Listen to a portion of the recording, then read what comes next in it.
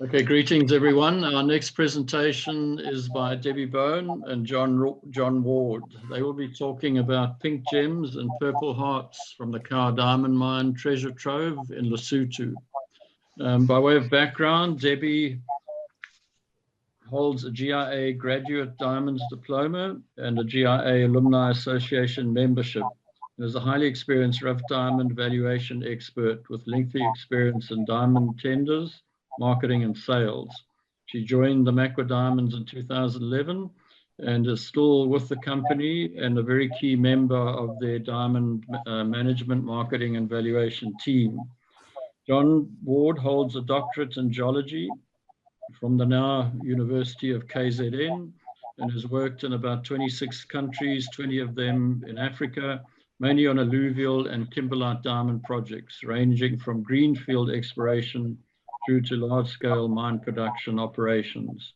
So over to both of you, and we look forward to your presentation.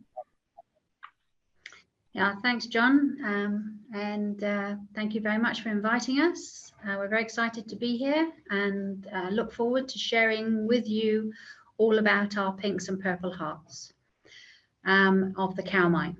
Okay, so the whole talk is about the Cow Diamond Mine setting, its background, our pinks and our type 2s, the purples and the type 1s, and the revenue contribution and what's going to be happening in the future. Okay, so at the beginning of the summer school, Paul Simensky pointed out that why are pinks so rare? Well, they're pretty rare because there's hardly any mine out there that can recover the quality and the quantity of pinks that Argyle has done in the past. And the Cow Mine is now proving itself as being one of the rivals to Argyle, although Argyle is no longer operational. They are very expensive generally, and most type 2s pinks are type 2s, but throughout all diamonds, about only 1 or 2% of diamonds are type 2s in any case. But of that, the pinks usually command plus 6 times more revenue than any other stone on the market at the moment. There's not very many mines out there that have a reliable source of pinks, and it's quite recommended that if you can find 1 or 2 pinks in your mine, it will keep you going for a bit longer due to the value. Here you can see one of our classic, most highly rated stones, our Rose of Cow, 29.59 carats. It was recovered in 2018, and this particular stone got a revenue of over $200,000 a carat. Where do we find pinks globally? As I said earlier on, Argyle produced well over 90% of all pink diamonds in the world until November 2020, when the mine closed down. And the largest pink that they have recovered was a 12.76 carat. But not all the Argyle stones were of gem quality. But then the rest of the pinks come from throughout the world, from Russia, India, Indonesia, and Brazil, and in Africa that produces most of the remaining 10% of the pinks. And the record recovered so far was 132 carat stone. John, where was that stone recovered? That was recovered from Botswana. And if you have a look at the map there, you can see the countries that have produced the pinks, with Tanzania, Botswana, RSA, South Africa, that is, Lesotho, and Angola and Guinea producing from kimberlites. Although Guinea, I must say, that they were recovered from alluvials on top of kimberlites there. What's interesting is that Namibia has also in the past produced a few pinks that have trickled down out of the interior of South Africa, and those are in the alluvials and a long, long way from home, whereas the other pinks have come really pretty much out of the kimberlites and proximal alluvials in Africa. But Africa certainly, as Debbie said, it's certainly the main contender for that remaining 10%. And with Argyle closing, it certainly puts some focus on where the records are from Africa. And that's what we're going to chat about today, because Lesotho, where Kara is situated, has some interesting results in the last years. So over to Debbie. Okay. Okay, so this, you can see Lesotho down there in the bottom right-hand corner. That's where the cow mine is situated. Okay, John, do you want to speak Right. again? Okay, yeah, so cow mines, it's right in the northeast, top of Lesotho, up in the Maluti Mountains. And it's part of the so-called Big Five kimberlites up there. These are Cretaceous age, Group 1 kimberlites. Letseng, Matai, Dikabong, and Lempani being the other four, and Cow's the biggest at 19.8 hectares.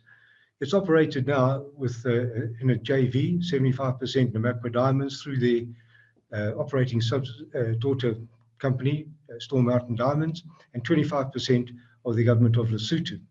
So that's where it is, right up in the mountains. It's not as high, funnily enough, as the other four pipes.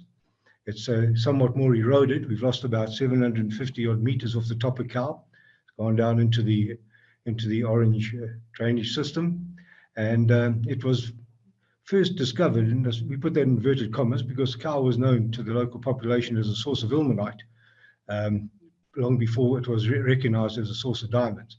But essentially, from 1955 on, Cow's had quite a bit of attention paid to it, but it was only about 10 years ago that it really came into commercial production. So a long history, but a long time coming into its own as a commercial mine.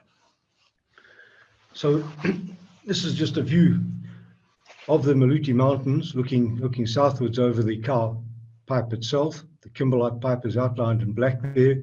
And there are five major kimberlite types that we've recognized. There are a few more, but we tend to rather aggregate than subdivide in terms of the commercial operation.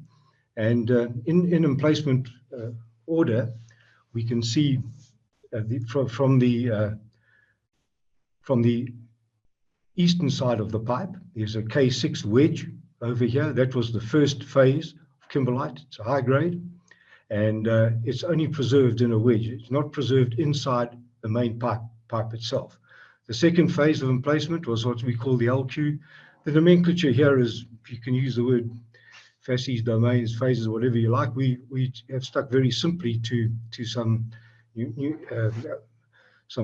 words here that reflect and preserve the history from Dave Rolfe in the early 1970s, and we've combined that there. So basically, K6 came first, followed by LQ, what was called Lower Quarry in the early days. And the most of the pipe is actually filled with the so-called fragmental kimberlite in Dave Rolfe's terminology. We just call it FK, and put a few of his subdivisions all together here. And then the final phase of emplacement is GK. Those are the commercial units, the economic units. There is another wedge, K12, which comes out here between LQ and FK, but this is not economic, it's a sub-economic unit. And you can see the plant is built on it, so we took risk back 10 years ago, and I think it's still justified not to follow that up.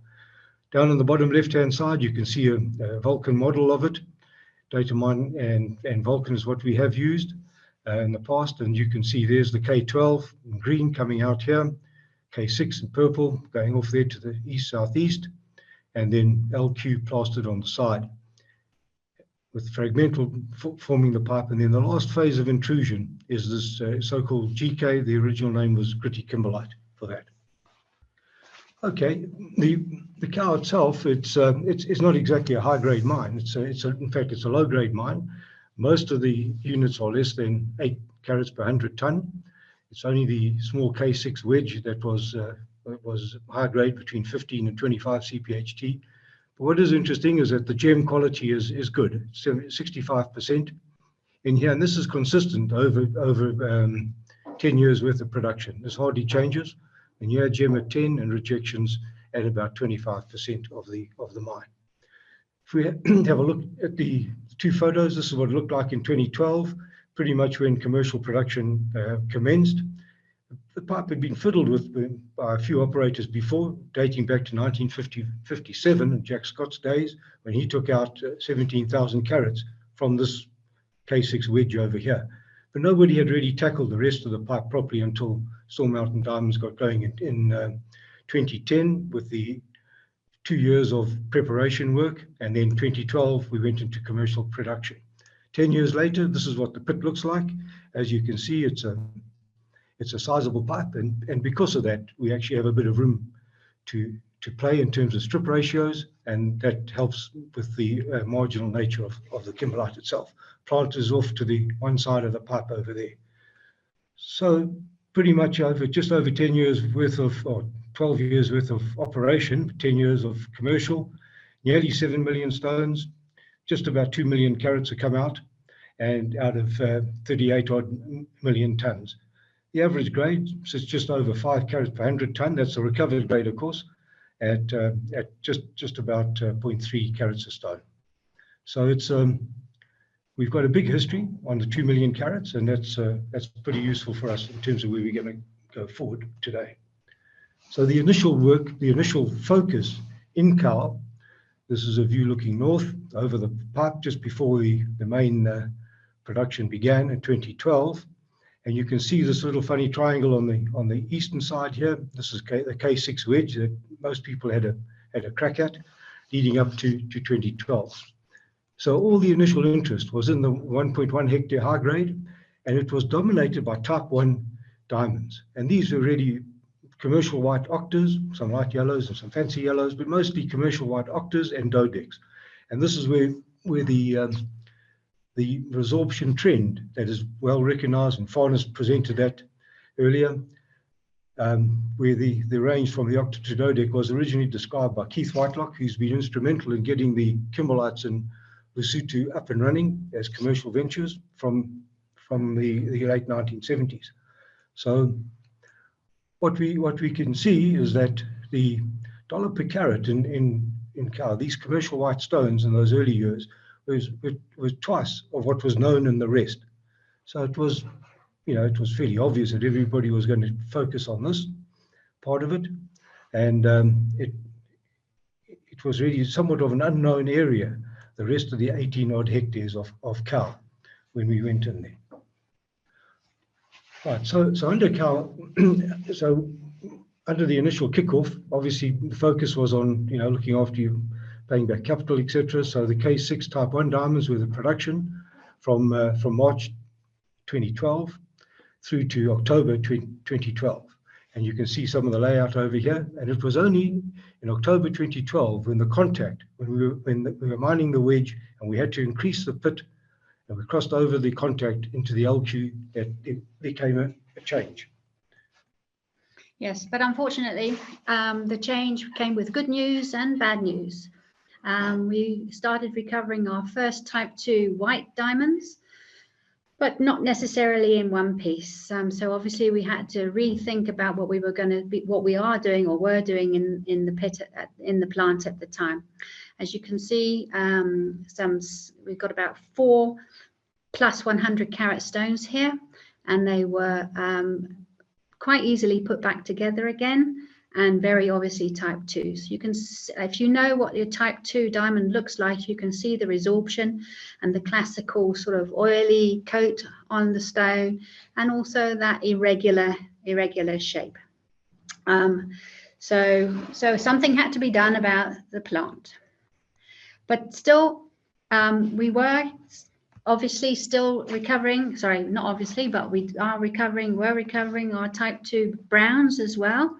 And this is a classic TLB, type 2 brown, top light brown TLB. And you can see the resorption of the stone, the irregular shape, but you can also see the hexagonal pits from the original shape from the stone. These type 2 browns, they did command some good values as well. I can say that we do get well over $2,000 a carat for these stones. Then John, you want to carry on here? Okay, so basically what happened when we crossed the contact and carried on mining through 2013, the pit was expanding, and we didn't have much information apart from the early work that Keith Whitelock's team had done in the early 70s on sampling Kau. They used 20-meter deep shafts, 6-meter diameters, and they processed it through a plant on site there. But very little was known about the rest of the cow pipe beyond the K6 wedge, which is down in the foreground here.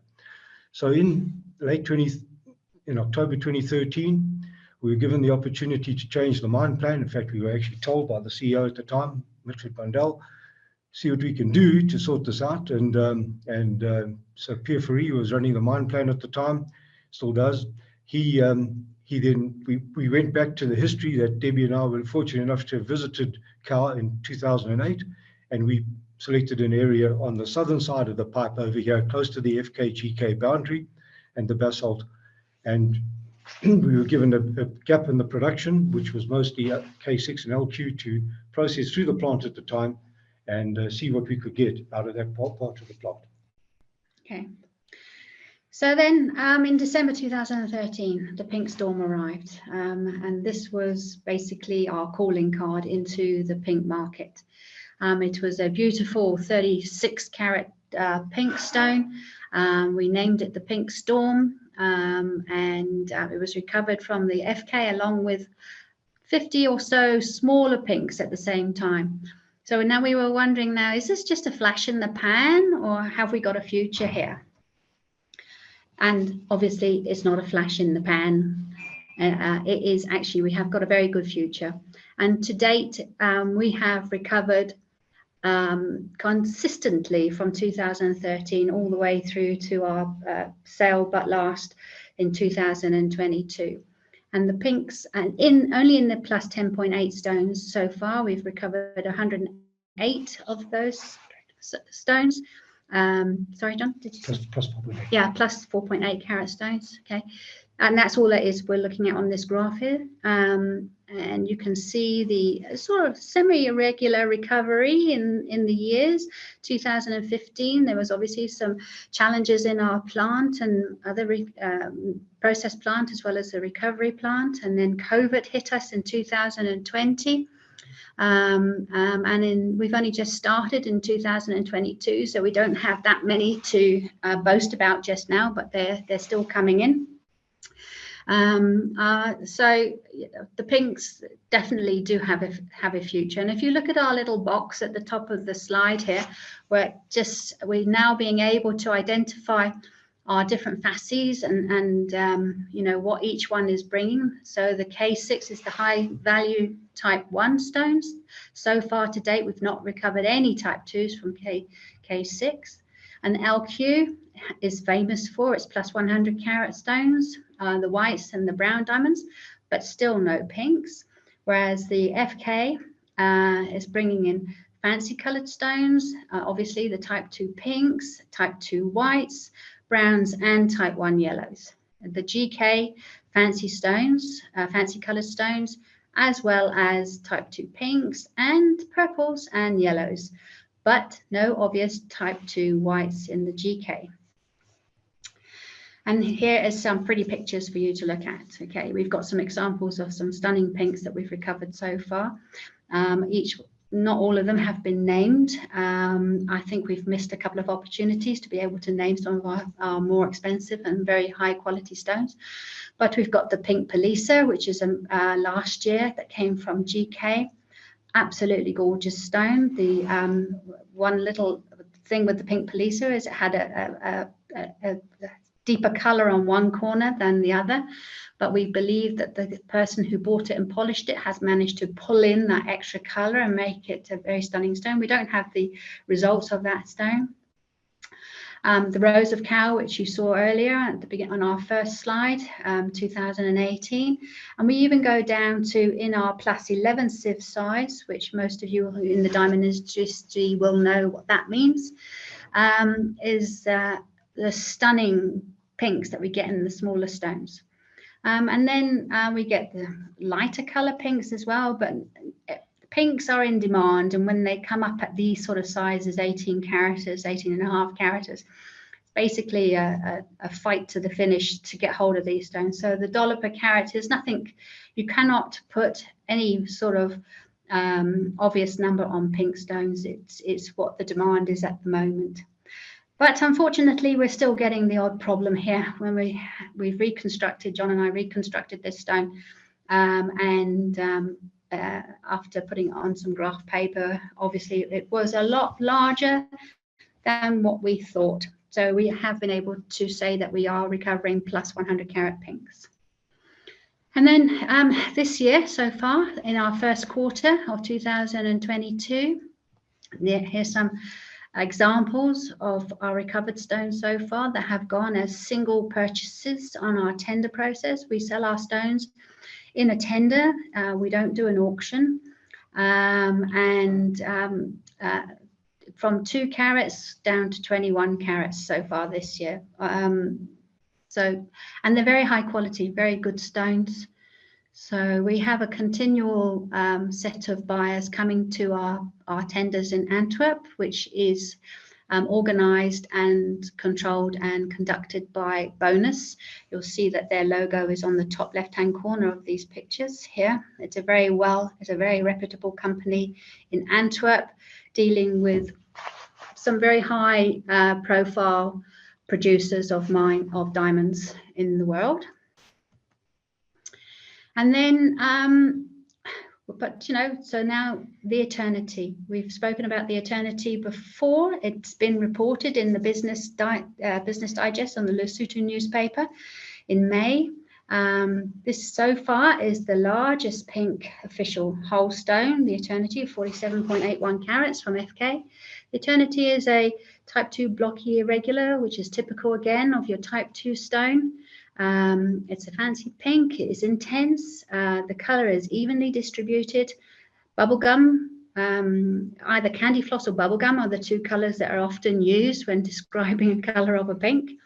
And it had a very, very slight fluorescence, so there might be a hint of purple. Now, from our experience, all our purple stones that we have recovered so far are type 1s, but we'll get to those in a minute. Okay, John. Okay, so how confident are we, from where our stones come from in the pit itself? Well, from 2014 onwards, we've been keeping very good. We keep daily records, obviously, of what goes into the plant, and this is linked back to an alphanumeric block system over the pit. And every day, the 5 characters, that's the plus 4.8 characters and above, they are logged and recorded individually. They're not just weighed for their carat mass, but also we measure the ABC axes and any breakage and describe the colors. So we have a good record of where our 5 characters and above come from, and this has enabled us to really work out where the pinks have in particular have come from in the cow pit. So we know where our pinks come from, but what about the purples? That's the next step. I'll hand over to Debbie on that. So yes, and what about the purples? All type 1 stones with a distinct color difference from the type 2. So the purples, as I said earlier, are type 1 stones. We are recovering. We have had a few purples, but quite small so far. And I think on this group of pictures, or this group of stones here in this picture here, you can see that purple right in the middle, the purple princess. But in 2008, as John has mentioned, we went to Cal to have a look at what it was just a local visit to go and see what their product was. And during that visit, we looked at their stones that they had available. And in that group of stones, there was this beautiful 1.48 purple stone, which came from, and they told us that it came from the FK. GK, sorry, GK, thank you, John. GK. And as you can see, it is a real genuine purple stone. So we hadn't had a big recovery of purples up to 2020, 2021, 2022. So what's going on, and do they really exist? So let's see if there was anything else to come about in our pit. And yes, as you can see from the GK, we are recovering purples, but not necessarily of very high quality, but definitely very interesting colors. this funny looking stone down here is actually a very interesting sample. It would have been example rather. It would have been good to have kept that one and studied it further. It was quite an aggregate on the inside of purple crunched up diamond. It's more like a bullace than a purple stone, but the colors are and can be amazing. But we also get the very light color stones too. But look at the size of this thing, hey? I mean, we've got potential of getting a high caratage purple diamond from the GK. So, you know, the contribution. Let's get down to what we're here for. Basically, we're here for the money. Okay, so what is our bottom line? You know, so we've around about 1.6 million carats sold from December 2013 up to May 2022. And what is the contribution of the pinks and the purples? And as John told us earlier on, we are keeping records of every day's production, what's in that production, right down to the -7s, which is the very fine diamonds.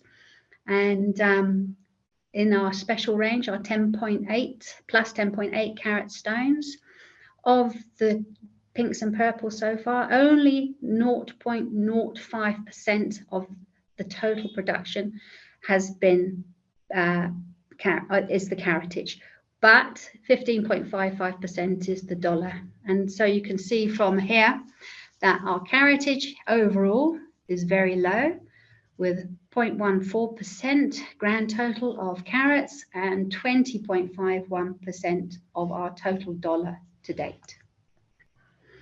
And this graph here just gives you a very good visual of the distribution of our pinks and purples. This is done in the grainer size classes from -7 all the way to the plus 10.8s.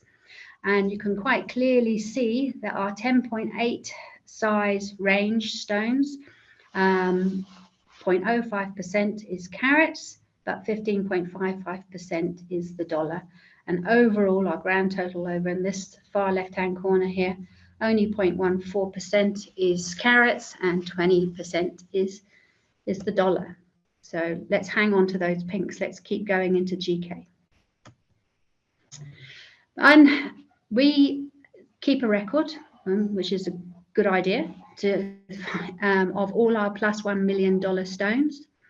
And of that, 56% has been pink, 36% white, 2% type 2 Bs, browns, and then 4% normal type 1 white, and 2% is yellow. We've had only pink stones so far, which have we've got over $1 million for each for one of those pinks, but we've never had a purple plus $1 million carat stone purple yet, but it will come. John just wants to say something. Yeah, so basically, if we have a look at the kimberlite split out from below the colors there, there are commercial kimberlites or economic kimberlites on the down the column there in the emplacement order. Again, K6 followed by LQ, FK, and then finally GK pulse. And if we have a look, you could see quite clearly that the bulk of the stones, 80% of the top plus $1 million stones, have come from the GK FK combination, and that's quite important for us in terms of life of mine, which we'll get to shortly. So let's have a quick look at the two main carriers, the FK first, and then followed by the GK.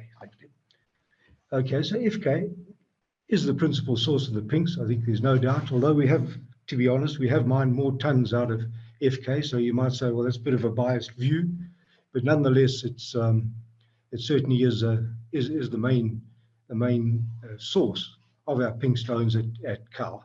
And it's mainly a volcanoclastic kimberlite. In many phases of eruption, we can see that in there with column collapse around the edges, plastered on, as Johan Stiefenhofer would say, plastered on like pancakes. And they're minor basalt breccias. These are talus slope, gravity and a little bit of water wash back into the pit. And there are a number of fumaroles as well. And I mentioned the basalt breccias and fumaroles because both these elements concentrate the bigger stones as well. They tend to winnow and concentrate the crustal xenoliths as well as the mantle xenoliths and the kimberlite indicator minerals, including the diamond. So that's the FK, and then GK is our principal source of the purples. It's much smaller. It sits within the FK body itself, or it's intruded in through the body. We've got some very nice intrusive contacts that we've been able to map out, and there's a very nice magma clast down there in the bottom right-hand corner. And again, it's a volcanoclastic kimberlite, but with abundant mantle xenoliths. This GK is stuffed full of mantle noddies, peridotite, and garnet megacrys. So for Andy Moore, it's quite an interesting combination that we have here. And it certainly is the carrier of the type 1 purples, as well as it has its own contribution to the pinks as well, including the pink palesa that Debbie mentioned earlier. That was our top stone last year, actually came out of GK. Thanks. Right, so in the last couple of years, we've moved to the northern side of the pit in the mine plan sequence, and there were very little records actually from the northern side, and consequently it's always with a bit of trepidation that one runs on geology only, and you need to see what's going to come out of that geology. And it's been good news in the last, as you've seen, Debbie showed 1Q, the diamonds that have come out this calendar year, 2022, as well as towards the end of 2021 when we've been mining here. And the pinks have come totally from this northern side. So we've got a good record from the southern side of the pit. Southeastern corner was where we thought the concentration was, out of the FK GK corner down there. But in the last while, the FK in the northern side has produced. So that's really good news for us. It means that there isn't just a total nugget effect in the pipe. We are seeing a much better distribution, particularly of the pinks. As I say, the GK, the purple's not. They're pretty much confined to GK itself. So in terms of the life of mine then, which is more than 5 years, then FK and GK, they represent 90% of the resource. So from where we had that initial type 1 stones coming out of K6, here's the K6 wedge in the corner. You can see we've expanded the pit considerably. 38 odd million tons of ore come out now. And 90% of the remaining life of mine is in GK. And of course, 80% of the pinks and high quality stones, the type 2 whites as well, have come from these two units, the last 2 phases of eruption at Cal. So we're going to continue to supply the market with our pink gems and purple hearts, and we've been lucky to have seen the results of a couple of our stones. Our buyers don't generally like to share what happens with their diamonds, but of that you can see we've done pretty well. We've got the Scarcelli, what was it, the 15 carat, sorry, cut stone came from that 32 from GK. Our purple princess came from a 3.1 carat from GK, and this beautiful pink stone here, which we don't have a name for, which was 2952. Those were the results of those, and we're hoping to get a lot more of them, but it is quite hard to get that information out of our buyers. I think it's just a little bit, the people that they buy for would like to keep that in their safes. Okay, so I hope you've enjoyed our talk, and we've just got a couple of acknowledgements that we'd like to share with everybody, and that's obviously with our shareholders and the government of Lesotho. Shareholders obviously for helping us financially, and the government of Lesotho to give us the license to mine the pipe. And Robert Cowley, thank you very much for allowing us to take part in this summer school, and also for working there. I mean, we've been very privileged to be part of this whole history making. Ray, as you know, is a legendary diamond guy, and he helps with our valuations and our identifications and anything else that we need from there. Pierre Ferry, our mine planner, and a strategist, and Dr. Paddy Lawless. Those in the industry know Dr. Paddy Lawless. He's quite a boffin when it comes to the numbers and understanding our size frequency distributions and where we are losing or gaining certain productions, and of course Bonus. Bonus, who are our marketing company in Antwerp, and particularly Jimmy. Jimmy has taken those stunning pictures with that you've seen earlier on. Most of those pictures that have got the Bonus emblem on, Jimmy have taken. So our legacy of the Pink Storm will continue, and watch this space. Thank you. Thanks, John and Debbie. That was excellent. And we can move on to a question and answer session now. Fantastic. Okay, there is a question from Andrea King just asking about the purple color. So did you want to comment on that, Debbie and John? And well, to be honest with you, we know that the pinks are plastic deformation, and they are from the type 2 stones. The purples, I'm not sure, to be honest. We don't know. No. Yeah, I mean the general sort of, maybe the general consensus, and maybe Andy wanted to comment or someone else, was that they were also plastic deformation, but I guess that's a bit uncertain. Yeah, no, it's just where does the type 1 and the type 2 come from, with the pink, and if it makes much difference, or if it's just excessively plastic deformated. But the purples are really interesting in that they have their range of color, whereas our pinks are sort of light pink to intense pink. You don't have such a range of color, whereas those purples are just, you can have a light purple, you can have that really dark purple, that 28 carat stone, and then that funny red purple of the purple princess. Actually, it's just amazing the range and the purple colors. Andy Moore, how would you fit them into your model? John, I have not the foggiest idea, I'm afraid. I was hoping someone else would tell me. Well, I guess the Argyle model has always been fascinating, given it produces A, cruddy diamonds, and then B, a lot of the world's pinks up until when it closed at the end of 2020. And it was sort of in that marginal, I don't know, maybe marginal edge cratonic setting, and, everything there seemed to be about plastic deformation. Yeah. I don't think their pink and red stones were type 2s. I speak under correction. Yeah, I think you're right.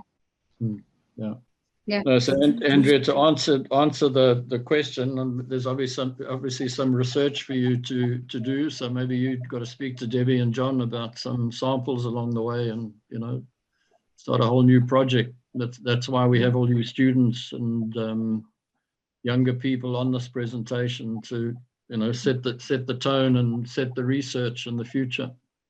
Thank you. And thank you. It will be a good project for somebody to do. Is it only the FK and GK which contains diamonds? No. Sorry. No. Okay. All the kimberlite types, the 4 economic units, and including the K12, which is a sub-economic or actually uneconomic unit under current circumstance, they all contain diamonds.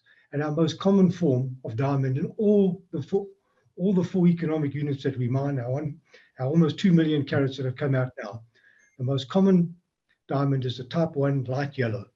It's either an octa, dodec, or an irregular. So I think that's the common form they did right across all the units. And it's just those special stones that have that. There seems to be that, not seems to be, from what we've recorded, there's this passage. Type 1, K6, first phase, initial phase, high grade, full of type 1 diamonds, octa, dodec, trend, no type 2s.